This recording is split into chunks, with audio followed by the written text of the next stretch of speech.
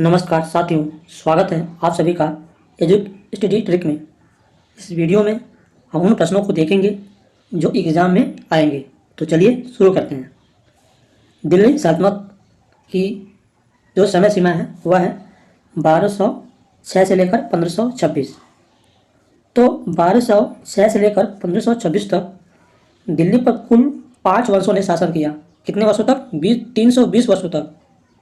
ये 5 वर्ष कौन कौन से हैं, इसे याद करने का जो ट्रिक है वह है गुल खां तसला, यानी गुलाम वंश, खिलजी वंश, तुगलक वंश, सैयद वंश और लोधी वंश, जिसमें सबसे अधिक शासन तुगलक वंश ने किया और सबसे कम खिलजी वंश।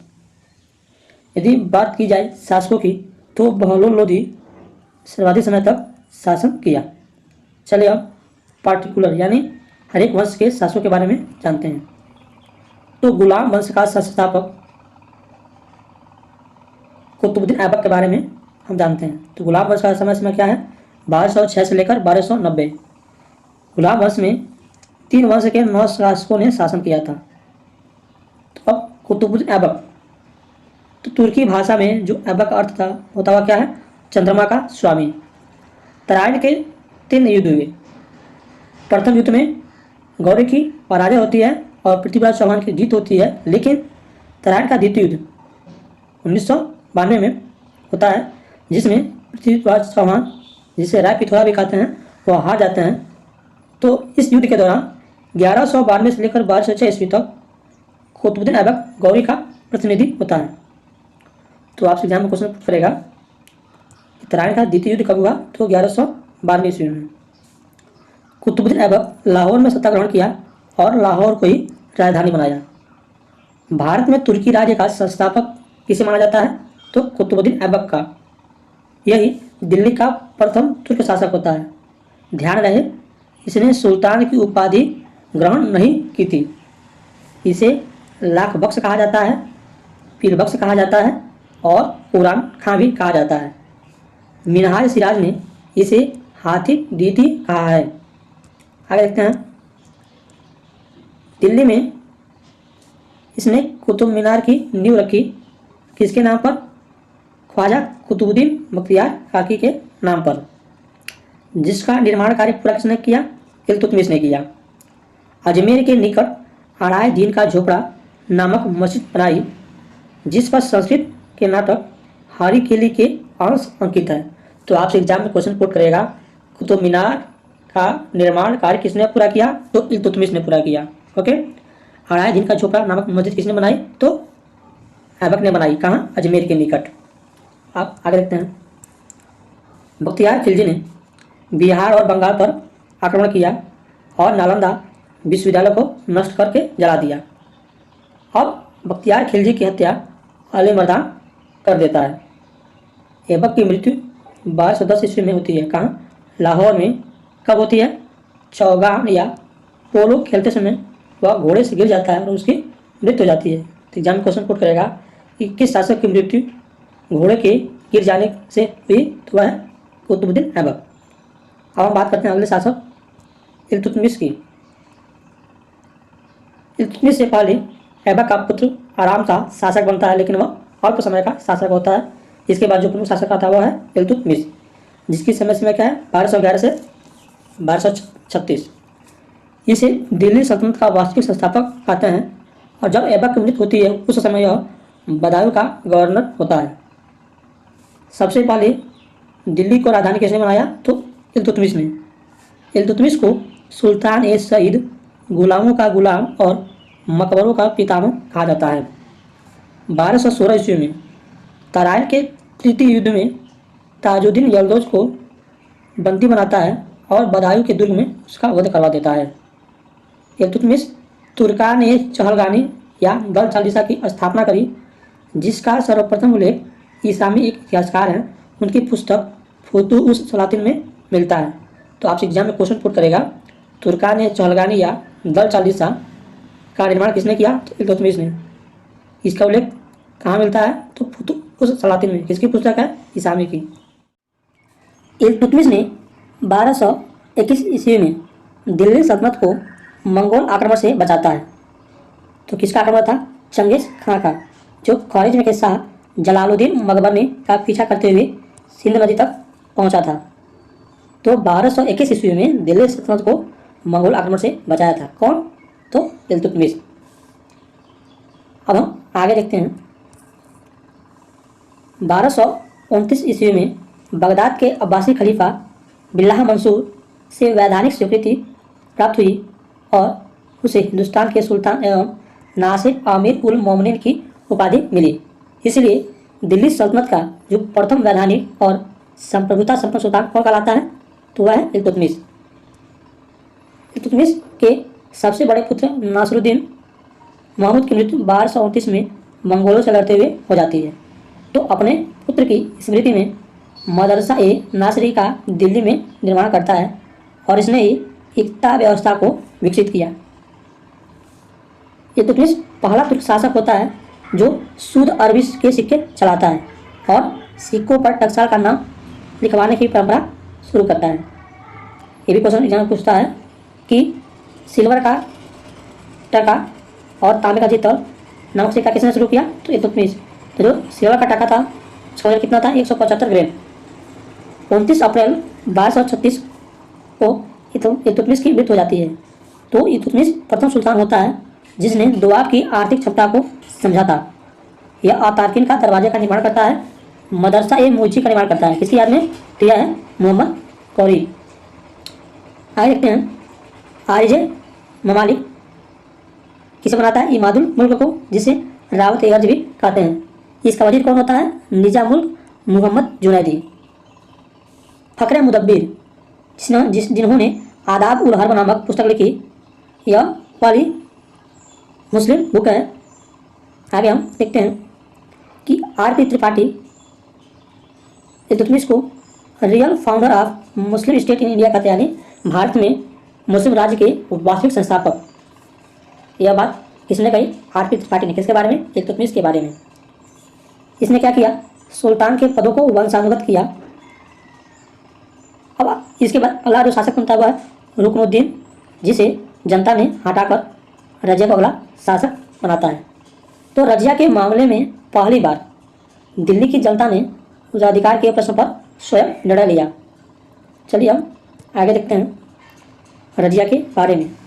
तो जो रजिया है वह इल्तुतमिश की पुत्री होती है और यह first and last Muslim lady, यानी प्रथम एवं अंतिम मुस्लिम महिला सुल्ताना है कहाँ की? दिल्ली सल्तनत की। एग्जाम में क्वेश्चन पूछेगा कि प्रथम मुस्लिम महिला शासिका कौन थी? तो वो थी रजिया। उसने पर्दा त्याग कर कुबा कुला पहनकर दरबार में आना शुरू किया और जलालुद्दीन याकुत को आमिर ए आकुर यानी अश्वशाला का प्रधान नियुक्त किया। उस समय जो यतकीन था, यतकीन को आमिर ए हाजी बनाया और उसे बदायूं का गवर्नर भी बनाई। आगे देखते हैं। डाकुओं के द्वारा रजिया और अल्तुनिया की 1240 में कैथल के पास हत्या हो जाती है। एक इतिहासकार है जो जिक्र करता है कि इसामी और जिसकी पुस्तक क्या है? फुतूस सलातीन, कि रजिया को सिंहासन पर बैठने के बजाय चरखा संभालना चाहिए। रजिया के समय जो बलबन होता है वह किस पर होता है? आमिर शिकार के पद पर। इसके बाद जो अगला शासक होता है वह होता है बहराम शाह, जिसकी समय सीमा 1240 से 42। इसने नायब ए मुमलकात का पद का सृजन किया और पहली बार 1241 में लाहौर पर फर्स्ट मंगोल का अटैक होता है। तो कौन सा किसके नेतृत्व में? तो ताहिर बहादुर के नेतृत्व में। इसके बाद से बनता है मसूद शाह। यह नाम मात्र का सुल्तान रहता है क्योंकि इस समय सारी शक्तियाँ किसके पास होती हैं? दल चालीसा के पास। और इसमें बलबन आमिर हाजी। अगला शासक आता है नासरुद्दीन महमूद। यह दिल्ली सल्तनत का एकमात्र सुल्तान होता है जिसकी एक पत्नी होती है। कौन? हुजैदा। हुजैदा कौन थी? बलबन की पुत्री थी और 1249 ईस्वी में इसे उल्लुग खां की उपाधि मिली थी। मिनहाज सिराज ने नासरुद्दीन महमूद को दिल्ली का आदर्श सुल्तान मानता है। इसी वीडियो में हम आगे देखेंगे कि बर्नी फिरोज शाह तुगलक को दिल्ली सल्तनत का आदर्श सुल्तान माना है।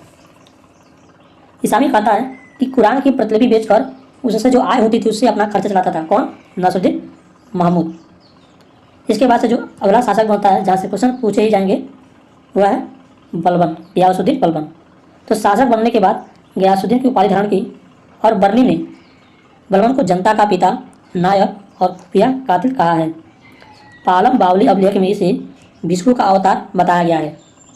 इसकी जो राजत्व सिद्धांत है वह ब्लड एंड आयरन पॉलिसी पर आधारित था, रक्त लौ नीति पर आधारित है और इसने नायब ए खुदाई की स्थापना करी।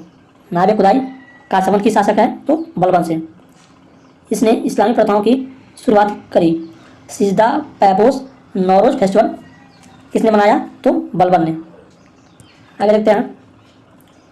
यह प्रथम भारतीय मुस्लिम सुल्तान होता है जिसने स्वयं को जिल्ले इलाही कहा, ईश्वर का प्रतिनिधि। इस समय जो वजीर इसके थे वह थे ख्वाजा हसन बसरी और कोतवाल कौन था, फखरुद्दीन, जिससे वह एडवाइस लेता था। तो दिल्ली सुल्तान का प्रथम सुल्तान कौन था जिसने अपनी वसैया घोषित किया तो वह बलबन। 1279 में उसने ख्वाजा नामक अधिकारी की नियुक्ति करी और पहली बार गुप्तचर विभाग बनाया। दीवान ए अर्ज जो सैन्य विभाग होता है उसकी स्थापना बलबन ने करी और इमादुल मुल्क को सेनाध्यक्ष बनाया। बलबन के समय 1279 में ही एक रिवोल्ट होता है, विद्रोह होता है। कौन करता है, तुगरिल खान, जिसे बलबन को दिल्ली से बाहर आकर दबाना पड़ता है। उसका कथन है बलबन का, सुल्तान का पद निरंकुशता का सजीव प्रतीक है। इसके समय में एक लेखक होते हैं अमीर हसन देहलवी जो एक गजल लेखक हैं, उन्हें भारत का शादी कहा गया है। आगे देखते हैं खिलजी डायनेस्टी। खिलजी वंश का समय सीमा है 1290 से 1320। इसकी स्थापना जलालुद्दीन खिलजी ने करी, जिसका राज्याभिषेक किलो करीम महल में होता है, जिसका निर्माण कैकुबाद ने कराया था। इस समय ईरानी फकीर सीरी मौला को हाथी के पैरों तले कुचलवा दिया। कौन, जलालुद्दीन खिलजी। कड़ा मणिकपुर के सूबेदार मलिक छज्जू का विद्रोह भी कब होता है, जलालुद्दीन के समय, और इसने मंगोलों के प्रति उदारता की नीति स्थापित करी। आगे देखते हैं दक्षिण भारत में प्रथम मुस्लिम आक्रमण किसके समय होता है तो जलालुद्दीन के समय, और इसने दीवाने वकूफ नामक विभाग की स्थापना करी। आगे देखते हैं खिलजी के यानी अलाउद्दीन खिलजी के बारे में, जिसका समय सीमा 1296 से 1316 है। लेनपुर ने इसे सल्तनत का समुद्रगुप्त कहा है। इसका आरंभिक नाम अली गुरसास है। इसका राज्याभिषेक दिल्ली में बलबन के लाल महल पैलेस में होता है। इसके समय सर्वाधिक मंगोलों का आक्रमण हुआ। यानी पूछा क्वेश्चन कि किस सुल्तान के समय मंगोलों का सर्वाधिक आक्रमण हुआ तो आंसर क्या होगा, अलाउद्दीन खिलजी। इसने मंगोलों के प्रति अग्रगामी नीति अपनाई और उस समय सेनापति कौन था, जफर का। 1303 ईस्वी में तारही नामक मंगोल ने 2 माह तक घेरा डाला। यह घेरा अलाउद्दीन की मंगोलों से पराजय मानी जाती है। अलाउद्दीन का जो प्रथम अभियान था वह था गुजरात का आक्रमण, जो 1299 ईस्वी में होता है। उसमें शासक कौन था तो बगल शासक था कौन, जिसकी दूसरी पत्नी कमला देवी से अलाउद्दीन खिलजी विवाह करता है और उसे मलिका ए जहाँ की उपाधि देता है। और इसी अभियान के दौरान मलिक काफूर नामक हिजड़ा को खरीद लिया जाता है 1000 दिनार में, इसलिए उसे 1000 दिनारी भी कहा जाता है। और यही अलाउद्दीन के दक्षिण अभियान का क्या होता है, सेनापति बनता है। आगे देखते हैं 1301 में रणथंबोर का अभियान होता है, जिसका उल्लेख अमीर खुसरो ने तारीख-ए-इलाही में किया है। 1303 में चित्तौड़ जीतकर अपने पुत्र खिजर खां के नाम पर उसका नाम रखता है क्या, खिजराबाद। यह भी खजाइन उल फुतूह में मिलता है। जालौर जीतकर उसका नाम जलालाबाद रखता है। तो क्वेश्चन आपसे पुट करेगा कि अलाउद्दीन खिलजी ने चित्तौड़ जीतकर उसका नाम क्या रखा तो खिजराबाद, इसके नाम पर, अपने पुत्र के नाम पर। पुत्र का नाम क्या था, खिजर खां। अब हम आगे देखते हैं दक्षिण के राज्यों को सीधे साम्राज्य में न मिलाकर अधीनता स्वीकार कराई। तो इस तरह विंध्याचल पार करने वाला प्रथम सुल्तान कौन होता है, अलाउद्दीन खिलजी। तो अलाउद्दीन खिलजी के जो दक्षिण अभियान है उसका वर्णन खजाइन उल फुतूह और बनने की तारीख ए फिरोजशाही में मिलता है। आपको पुस्तकों के नाम याद करना बहुत ही जरूरी है क्योंकि यहाँ से क्वेश्चन पूछे ही जाएंगे। आगे देखते हैं 1308 में वारंगल पर दूसरा आक्रमण होता है और मलिक काफूर प्रतापरुद्र द्वितीय से को हराता है और उससे कोहिनूर प्राप्त करता है। 1306-7 ईस्वी में देवगिरी पर दक्षिण का पहला सफल आक्रमण होता है। किसके नेतृत्व में, मलिक काफूर के नेतृत्व में।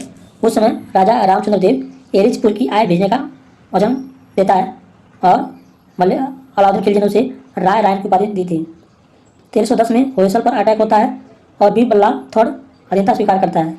1311 में मदुरा के पांडे, मदुरई सीमावर भी करते हैं, उस पर अटैक होता है, लेकिन पांड्य राजाओं ने न तो अधीनता स्वीकार करी और न ही कर दिया। तो एग्जाम में क्वेश्चन पुट करेगा कि अलाउद्दीन के आक्रमण से किसने नहीं डरा और न अधीनता स्वीकार करी और न ही कर दिया, तो वह कौन सा राज है? पांड्य राज, मदुरई या बाबर। अब जो इसका राजत्व सिद्धांत है अलाउद्दीन खिलजी का, जिसे अमीर खुसरो ने प्रदान किया है, तो बताता है कि दिल्ली का प्रथम सुल्तान होता है जिसने धर्म को राजनीति से अलग किया, और वह फ्रांस के लुई 14वें की तरह मानता है आई एम द स्टेट, यानी मैं ही राज्य हूँ। उसने सिकंदर सानी या द्वितीय सिकंदर की उपाधि भी धारण की, और वह किसकी सलाह लेता था? अलाउल मुल्क की। आगे देखते हैं, दीवाने रियासत विभाग की स्थापना करता है, बड़े ममालिक नामक गुप्तचर विभाग बनाता है, सेना को नगद वेतन देने की प्रणाली लाता है और घोड़े दागने की प्रथा भी लाता है, हुलिया भी नोट करवाता है। अस्थायी सेना का निर्माण करने वाला इस तरह वह दिल्ली का प्रथम सुल्तान बन जाता है। तो उसकी सेना कितने घुड़सवार थे? 4,75,000। मलिक याकूब को पहला दीवानी रियासत नियुक्त किया गया था। आगे देखते हैं, बाजार नियंत्रण से पूछे जाने वाला क्वेश्चन। तो बाजार नियंत्रण कितने अधिकारी थे? दीवानी रियासत, शहनाई मंडी, बरिदे मंडी। उसने राशनिंग प्रणाली लागू की और काला बाजारी पर नियंत्रण किया। राजस्व प्रणाली, अब देखते हैं, तो जो ये बिस्वा है वह भूमि पैमाइश की मानक इकाई है। क्या है? बिस्वा। उपज का आधा हिस्सा यानी 50% देता था, और यह प्रथम मुस्लिम शासक है जिसने भूमि की पैमाइश करी। तो भूमि की पैमाइश के लिए एक शब्द यूज किया गया, कौन सा शब्द था? मसाहत। ओके, घरी कर, चराई कर, पहली बार इसने लगाया और 80% खर्च वसूल किया, यानी खून से लूट का 80% लिया। बकाया लगान या राजस्व वसूल करने के लिए उसने एक अलग विभाग बनाई। कौन सा विभाग? दीवाने मुस्त खराज। आगे देखते हैं, कुतुब मीनार के पास अलाई दरवाजे का निर्माण किया, सीरी फोर्ट का निर्माण किया जिसे हजार सितून भी कहते हैं। अमीर खुसरो बलबन से लेकर गयासुद्दीन तुगलक के 8 सुल्तानों का काल देखा। अलाउद्दीन खिलजी की तुलना बिस्मार्क से की जाती है। इसने वेश्यावृत्ति पर प्रतिबंध लगाने वाला मध्यकाल का प्रथम सुल्तान माना जाता है और इसे गुंबद निर्माण का पिता कहते हैं। किसको? अलाउद्दीन खिलजी को, जिसकी मृत्यु कब होती है? 1316 में। अब अगला शासक बनता है कुतुबुद्दीन मुबारक खिलजी। इसने स्वयं को क्या कहा? खलीफा घोषित किया और दक्षिण को सर्वप्रथम दिल्ली सल्तनत में मिलाने की शुरुआत करी। अमीर खुसरो की एक पुस्तक है नूह ए सिपहर में इसका राजनीतिक, सामाजिक जीवन और सैन्य अभियान का वर्णन मिलता है। तो अमीर खुसरो की बहुत सारी पुस्तकें हैं जिसको याद करना आपके लिए जरूरी है। इसने देवगिरी का नाम कुतबा बाद रखा, इसलिए मुबारक को घोषणाओं का बादशाह कहा जाता है। खुसरो शाह ने पैगंबर के सेनापति उपाधि धारण करी और 5 सितंबर 1320 को गयासुद्दीन ने खुसरो शाह की हत्या कर दी। ये सब खिलजी वंश का होता है, समाप्त होता है। अगला शासक अगला वंश कौन सा आता है? तुगलक। इसने सबसे अधिक समय तक शासन किया। इसका समय क्या है? 1320 से 1412। गयासुद्दीन तुगलक, जिसने तुगलक वंश की स्थापना करी। दिल्ली का प्रथम सुल्तान होता है जिसने अपने नाम के साथ गाजी शब्द जोड़ा।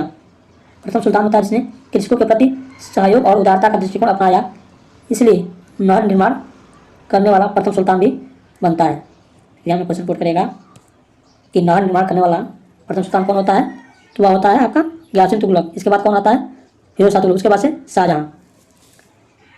लगभग संपूर्ण दक्षिण भारत को दिल्ली में मिला लिया, सिर्फ किसको छोड़कर? कामपीली को छोड़कर। 1324 में मंगोल का सिर मुगल का भारत पर अटैक होता है, लेकिन मलिक सादी उसे हरा देता है। दिल्ली अभी दूर है, या हुनूर दिल्ली दूरस्थ। ये जो स्टेटमेंट है वो निजामुद्दीन औलिया ने कहा। किसके बारे में? गयासुद्दीन को। अफगानपुर गांव में लकड़ी के महल के गिरने से 1325 में मृत्यु हो जाती है। किसकी? गयासुद्दीन तुगलक की। तो जो अफगानपुर जो घटना है किससे संबंधित है? गयासुद्दीन तुगलक से। इसने तुगलकाबाद फोर्ट बनाया। अब हम आगे देखते हैं मोहम्मद बिन तुगलक के बारे में। दिल्ली सल्तनत का सर्वाधिक पढ़ा लिखा विद्वान होता है। अलाउद्दीन तरमा सेन के नेतृत्व में 1328-29 में देवराज मुद्रा चली खुरा करा। क्वेश्चन पुट करेगा क्रम से कि पहला उसका है दुआ में कर वृद्धि, उसके बाद से राजधानी परिवर्तन दिल्ली से दौलताबाद, फिर सांकेतिक मुद्रा, उसके बाद से खुरासान अभियान, फिर कराची अभियान। तो याद करने का ट्रिक है, आपको नहीं पड़ेगा। दुआ में कर वृद्धि अकाल पीड़ितों को सहायता करने वाला यह प्रथम सुल्तान बनता है। इसने फेमिन कोड बनाई और दीवान ए कोई की स्थापना करी। तो दीवान ए कोई यानी कृषि विभाग की स्थापना किसने किया? तो मोहम्मद बिन तुगलक। 1327 में राजधानी परिवर्तन करता है दिल्ली से दौलताबाद। लेनपुर में दौलताबाद को मोनूमेंट ऑफ मिसगाइडेड एनर्जी कहा। यह स्मारक का गुमराह चिन्ह है। अगला है सांकेतिक मुद्रा। तो बर्नी कहता है कि प्रत्येक हिंदू का घर क्या हो गया? टकसाल सा बन गया था। बर्नी ने तांबे का, फरिश्ता ने पीतल का प्रयोग बताया। एडवर्ड थॉमस ने मोहम्मद बिन तुगलक को धनवानों का राजकुमार कहा है। आगे देखते हैं। सोने का सिक्का दिनार था और अदील नामक सिक्का भी चलाई, जो क्या था, चांदी का सिक्का था। खुरासान अभियान और कराची अभियान कब हुआ, 1332 से 34 के मध्य। आगे देखते हैं। मोहम्मद बिन तुगलक के समय सर्वाधिक विद्रोह हुए और विद्रोह को दबाते हुए, किसके विद्रोह को, तगी के विद्रोह को दबाते हुए थट्टा नामक स्थान पर 20 मार्च 1351 को मृत्यु हो जाती है। हिंदुओं के साथ सहिष्णुता का व्यवहार करने वाला यह प्रथम मुस्लिम शासक बनता है। आगे देखते हैं। इसामी कहता है कि प्रथम मुस्लिम शासक जिसने होली व अन्य हिंदू त्योहारों में भाग लिया एवं गंगा जल का पान करता था, कौन, मोहम्मद बिन तुगलक। यह प्रथम सुल्तान होता है जिसने सती प्रथा पर रोक लगाई। तो सती प्रथा क्या है, यदि आप जानते हो तो कमेंट में अवश्य बताएं। जिन प्रभा सूरी के साथ एक बार आधी रात तक बातचीत करी, उनसे प्रभावित था। बादामी कहता है कि सुल्तान को उसकी प्रजा से और प्रजा को सुल्तान से मुक्ति मिल गई, कब, जब मोहम्मद बिन तुगलक की मृत्यु होती है। आगे देखते हैं। एल्फिंस्टन जो कहता है कि बीटी में पागलपन का अंश विद्यमान था, लेकिन डॉक्टर ए एल श्रीवास्तव विरोधी तत्वों का मिश्रण कहते हैं। इसी समय अफ्रीका यात्री इब्न बतूता का आगमन हुआ। इसकी पुस्तक का नाम क्या है, रेहला। आगे हम देखेंगे। दिल्ली का काजी नियुक्त होता है, पुस्तक रेहला है। मोहम्मद बिन तुगलक के एम्पायर के लिए उसने हिंद एवं सिंध शब्द का प्रयोग किया। 50% राजस्व, सर्वप्रथम राजस्व वसूली को ठेके पर देने की इजारेदारी व्यवस्था भी शुरू की किसने, मोहम्मद बिन तुगलक ने। तो मोहम्मद बिन तुगलक और इब्न बतूता से क्वेश्चन पूछे ही जाएंगे, इसे आप याद करना जरूरी समझें। फिरोज तुगलक दिल्ली सल्तनत का प्रथम सुल्तान जिसने राज्य का क्षेत्र क्या किया, इस्लामिक अनाउंस किया। मध्यकाल भारत का कल्याणकारी निरंकुश शासक कहा जाता है और इसने 2 बार खलीफा से खिलत प्राप्त की।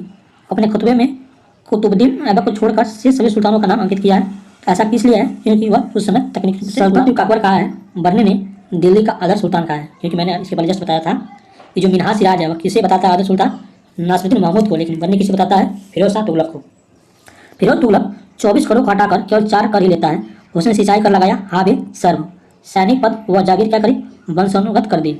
जौनपुर की स्थापना अपने चचेरे भाई जौना खां की याद में किया। जौना खां यानी मोहम्मद बिन तुगलक। इसने 300 नगरों की स्थापना करी। नहरों का सर्वाधिक विकास भी किया, जिसका वर्णन याया बिन अहमद सरिंदी की पुस्तक तारीख ए व्यावसायिक में मिलती है। हौज ए शम्स और हौज ए अलाई का पुनर्निर्माण करता है। हौज ए शम्स किसने बनवाया, तो इल्तुतमिश। हौज ए अलाई अलाउद्दीन खिलजी। आगे देखते हैं। पहली बार मुस्लिम स्त्रियों को दिल्ली के बाहर मज़ारों पर जाने पर प्रतिबंध लगाया। इसी समय सैयद मोहम्मद के नेतृत्व में महदवी आंदोलन चला, कब, फिरोज तुगलक के समय। राज्य के खर्च पर हज की व्यवस्था करने वाला पहला सुल्तान कौन होता है, तो फिरोज तुगलक। गुलामों के लिए दीवान बंदगान की स्थापना करी, इसमें 12,000 गुलाम शिल्पियों के रूप में काम करते थे। गरीबों के लिए दारुल सफा हॉस्पिटल की स्थापना करी और अनुवाद विभाग की स्थापना करी। चांदी का ससगनी सिक्का चलाया, इसका प्राइस 6 जितल था। आधा एवं बिक नामक तांबे के सिक्के चलाए। तो चांदी सिक्का क्या है, ससगनी, तांबे का सिक्का, आधा एवं बिक। इनकी जो आत्मकथा है, जो क्वेश्चन पूछा जाएगा, वह फुतुवात फिरोज शाही दिल्ली में निर्मित प्रथम अष्टभुजाकार मकबरा है। अंतिम शासक कौन होता है, नासिरुद्दीन महमूद, जो दिल्ली सल्तनत का अंतिम तुर्क शासक भी होता है। आगे देखते हैं सैयद वंश के बारे में। तो सैयद वंश कब से कब तक रहा, 1451। इसके संस्थापक कौन होता है, खिज्र खां, जिसकी उपाधि क्या है, रैयत ए आला। उनकी पुस्तक क्या है, दरार ए जब्बात। इसके बाद जो अगला शासक होता है वह होता है मुबारक शाह। इसने सुल्तान की उपाधि धारण कर अपने नाम का खुतबा पढ़वाया और सिक्के चलवाए। मुबारकबाद नगर की स्थापना करी और 1434 में इसकी हत्या जाती है। तो याया बिन अहमद सरिंदी को यह संरक्षण प्रदान करता है। सरिंदी की पुस्तक का नाम आप हमें कमेंट बॉक्स में अवश्य बताएं। इसके बाद से जो अगला शासक होता है वह है महमूद शाह। तो बहलोल लोदी को इसने पुत्र पुकारा, मोहम्मदाबाद नगर की स्थापना करी। अलाउद्दीन आलम शाह अंतिम शासक होता है, किस वंश का, सैयद वंश का। और गद्दी किसको देता है, बहलोल लोदी को। यानी अब अगला शासक, अगला वंश कौन सा होता है, लोदी वंश। तो लोदी वंश की स्थापना यह क्या, प्रथम अफगान वंश है। इसने दिल्ली पर शासन किया। इसका 2 बार राजाभिषेक होता है। गाजी की उपाधि धारण करता है, तांबे के सिक्के चलाए। 1484 में जौनपुर के अंतिम शर्की सुल्तान हुसैन शाह को पराजित करता है, लेकिन उसे दिल्ली सल्तनत के अधीन नहीं करता है। राजत्व सिद्धांत में फर्स्ट इमाम इक्वल यानी सामान में प्रथम की नीति लाता है और ईश्वर बंधुत्व का संबंध बहलोल लोदी से है। अगला शासक होता है सिकंदर लोदी, जिसकी माँ का नाम जयबंद होता है और एक हिंदू होती हैं। 1504 में आगरा नगर की स्थापना करता है और 1506 में इसे राजधानी बनाता है। इसने सुदृढ़ गुप्तचर व्यवस्था करी। ऐसा माना जाता है कि इसके जो गुप्तचर होते हैं कौन होते हैं, भूत प्रेत होते हैं। आगे देखते हैं। गुलरुखी नाम से फारसी में कब्र लिखता है और इसकी मृत्यु बीमारी की वजह से कब होती है? 1517 में। इसने मुहर्रम व तजिया निकालना बंद करवा दिया। मुस्लिम स्त्रियों को पीरों संतों की मजार पर जाने पर प्रतिबंध लगाया और भूमि माप के लिए 30 इंच की गज सिकंदरी का निर्माण किया। तो गज सिकंदरी माप की शुरुआत किसने करी? तो सिकंदर लोदी। उसकी उस आयुर्वेदिक ग्रंथ जिसका फारसी अनुवाद क्या है? फहरंग सिकंदरी। इसने भी अनुवाद विभाग की स्थापना करी। इसका जो मकबरा है वो है खैरपुर दिल्ली में। इसके बाद से जो अगला शासक है वह है इब्राहिम लोदी। तो 1517-18 के बीच में मेवाड़ के राणा सांगा से कैथोलिक युद्ध में वो हार जाता है। 21 अप्रैल 1526 में बाबर से पराजित होता है। किस युद्ध में? पानीपत का प्रथम युद्ध कब हुआ? 21 अप्रैल 1526। इसलिए पानीपत में इब्राहिम का मकबरा ईंटों का बना है। इब्राहिम लोदी कहता है there is no relative of kings, राजा कोई संबंधी नहीं होता है। उसमें जो पंजाब के गवर्नर थे दौलत खां, उन्होंने बाबर को इंडिया पर अटैक करने के लिए आमंत्रित किया। विक्रमजीत भी पानीपत के युद्ध में मारा गया।